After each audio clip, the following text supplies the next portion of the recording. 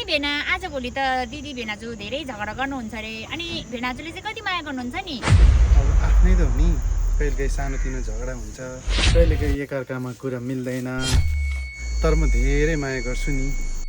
ए म नहुँदाखेरि त यस्तो कुरा पो हुन्छ, धेरै माया गर्छु पो भनिरहेछ त। यिनीहरू बिच यस्तो पो रहेछ।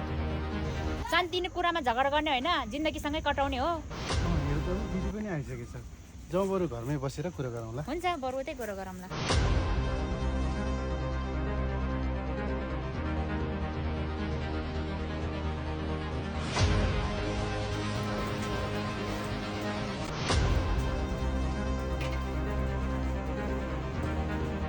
ए बुढी आइसकेछ त, कस्तो तिर्खा लाग्यो। एक अम्खर पानी ल्याइदिउ न, घट घटी पिउनु पर्यो। आफ्नै मान्छेलाई मागे भइहाल्यो नि, दिइहाल्छ नि। जिन्दगी बिताउने कुरा पो भइरहेछ त।